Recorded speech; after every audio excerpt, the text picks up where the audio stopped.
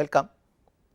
In the last class we had looked at vapor liquid equilibrium as a special case of equilibrium, and we had worked out the special condition for vapor liquid equilibrium based on our original conditions of equilibrium, the 5 equations that we had seen very early in this module. And we had also worked out an example problem to better understand how the equilibrium comes about and how we can use the various parameters that we have developed or defined to come about with useful relationships at equilibrium in the case of vapor liquid equilibrium. What we are going to do in this class essentially is to develop the governing equations for liquid liquid and solid liquid equilibria. There could be various different kinds of equilibria. We are just going to take these two and develop the governing equations, because these occur quite often in the case of biological systems, especially bioprocess related activities, as well as some activities that deal with analysis of biological molecules and so on. And what we are going to do, how we are going to develop these governing equations is as exercises, which means you are going to develop it. That way it builds up your confidence of addressing and developing equations in hitherto unknown situations, and a complete appreciation of the principles that are involved also comes about as a part of doing such exercises. So we will do these as exercises. I am going to start you out and then I will give time, and of course I will present the equations, the governing equations, the way I have done it. We can cross check after some time. What I would like you to remember when you are developing these governing equations for liquid liquid and solid liquid equilibria is the fact that equations 5.1 to 5.5 and further, we had stopped at 5.5. Essentially equation 5.1 is T alpha equals T beta equals T gamma, the sameness of temperature or the equality of temperature across the various phases at equilibrium. The equation 5.2 was the equation of pressures or equality of pressures across the various phases, P alpha, P beta, P gamma and so on. And then equations 5.3 to 5.5 we had written for 3 components, 1, 2 and 3, and what we had written there was that the chemical potential of each component was equal across the various phases in which it is present. Of course we are assuming that all the components are present in all the phases. Therefore mu1 alpha equals mu1 beta equals mu1 gamma and so on was equation 5.3, mu2 alpha equals mu2 beta equals mu2 gamma, equation 5.4, mu3 alpha equals mu3 beta equals mu3 gamma and so on was equation 5.5. These are the 5 fundamental equations that are necessary for the thermodynamic equilibrium in any system. We need to keep this in mind and we need to develop it. Let me start you out. For the case of liquid liquid equilibrium, which means there are 2 liquid phases distinctly separate, and they could be of many different kinds.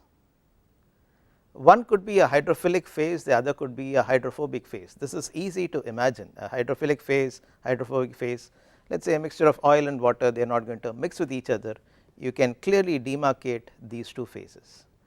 And one such system, maybe a toluene water system and so on and so forth, is actually used in the antibiotic extraction process. One hydrophilic phase, which is the water phase in which the antibiotic is present after it is produced by the organisms after the bioreactor phase, and what is added, maybe a hydrophobic liquid is added to extract most of the antibiotic into the hydrophobic phase, because at equilibrium the concentration of the antibiotic in the hydrophobic phase is many fold the concentration of the antibiotic in the hydrophilic or the water phase.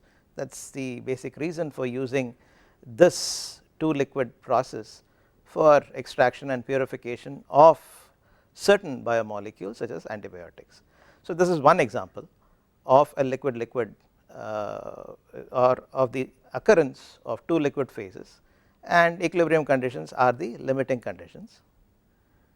And more interestingly, they could be even 2 aqueous phases, now 2 water based phases, but which are distinct phases, one sits on top of the other. An example is different mixtures of, let us say, polyethylene glycol and ammonium sulphate salt. Polyethylene glycol and ammonium sulphate, if we mix them together, then depending on the composition, they could form 2 different distinct phases. In fact, such 2 aqueous phase systems are, or aqueous 2 phase systems as they are called, are actually used in the industry for extraction and purification of proteins. Why do we need to do that? You know that proteins get their activity because of the way the amino acid chain is folded, and the way the amino acid chain is folded makes or has relevance only in an aqueous system, because as you all recall from your early classes, maybe an initial life sciences course or a molecular biology course, biochemistry course for that matter, that a protein folds itself according to the forces between them as well as the forces between the various constituents of the proteins, their amino acids, their side chains and so on, and the environment that it is present in. If the environment that is present in water, it forms a certain conformation which is active. You put the same protein molecule in a non-aqueous phase, then the forces are completely different, and the way it gets folded may result in a molecule that is not active at all, because it is only the 3-dimensional folding of the protein molecule that gives it its activity. Therefore, what is done is 2 aqueous phases are used, and that is based on the fact that the solubility of protein in one of the aqueous phases is higher, may not be 10 or 100 fold higher, but maybe about a few fold, 3 to 5 fold higher than the other phase, and this is used to concentrate and purify the protein molecules. Therefore, liquid liquid systems are used quite extensively in biological systems, and we are going to look at we are going to look at liquid liquid systems in general. What I would like you to do is take about 20 minutes from now, because you need to think about various things and so on, and the question is this: if L1 and L2 are the 2 liquid phases in equilibrium, for each component I in the 2 phases, develop the expression that can be written. It is as simple as that. To give you a hint, the first 5 equations 5.1 to 5.5 are valid. Also take a look at how we went about doing pretty much the same thing, but for a component I that is distributing between the vapor and liquid phases in the case of vapor liquid equilibrium. So, those are the hints that I am going to leave you with. Take about 20 minutes and then we will look at what the solution is. Go ahead please.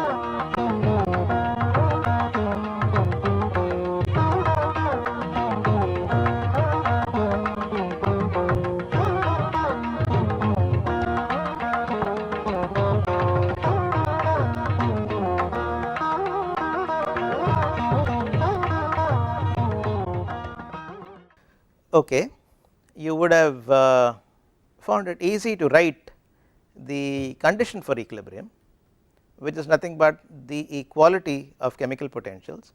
We are of course going to take the conditions of temperature equality and pressure equality as a given. Okay, so we do not have to write them explicitly here as mentioned some time earlier, and that is considered as a given thing. Here mu I in the L1 phase must equal mu I in the L2 phase. I is the component which is distributing between the two liquid phases L1 and L2.